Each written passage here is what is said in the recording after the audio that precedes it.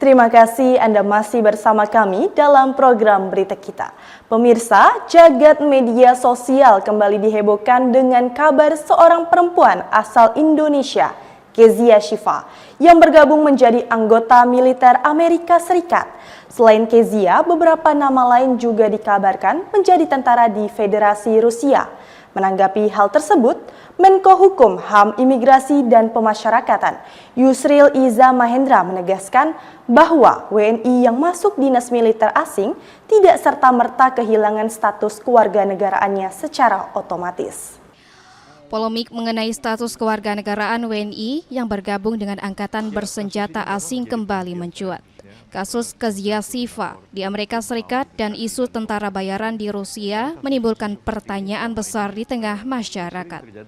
Apakah mereka secara otomatis menghilangkan status warga kenegaraan Indonesianya?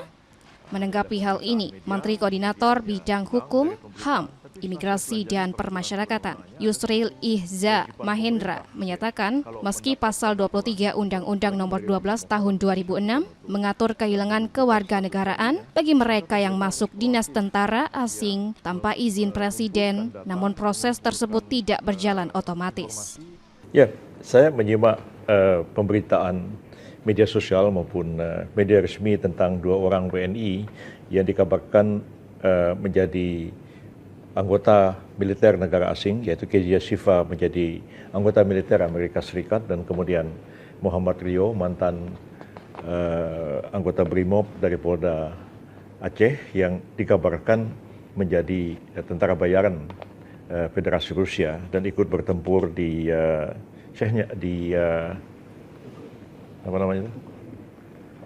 dan ikut bertempur di Ukraina. Berdasarkan ketentuan dari Undang-Undang 12 tahun 2006 tentang Kewarganegaraan Republik Indonesia, salah satu penyebab hilangnya status WNI seseorang ialah apabila dia memasuki dinas militer negara asing tanpa izin dari Presiden Republik Indonesia. Tapi apakah dengan menjadi anggota militer negara asing itu serta-merta atau otomatis seseorang itu kehilangan status WNI-nya? Kalau saya telaah ketentuan Undang-Undang 12 tahun 2006 dan dua peraturan pemerintah, yaitu PP nomor 2 tahun 2007 dan PP 21 tahun 2022, seseorang yang menjadi anggota tentara asing itu tidak otomatis kehilangan status WNI-nya, tapi harus ada beberapa prosedur administratif yang harus dilalui. Jadi itu syarat saja. Syarat kehilangan WNI ialah apabila dia menjadi anggota militer negara asing tanpa izin dari Presiden. Menurut Yusril, proses pencabutan status WNI harus melalui mekanisme administratif yang jelas dan formal. Berdasarkan peraturan pemerintah nomor 21 tahun 2022, kehilangan kewarganegaraan hanya terjadi setelah adanya laporan atau permohonan yang diverifikasi oleh Menteri Hukum. Jika hasil penelitian terbukti, maka Menteri akan menerbitkan keputusan Menteri tentang kehilangan kewarganegaraan. Keputusan tersebut kemudian wajib diumumkan dalam Berita Negara Republik Indonesia.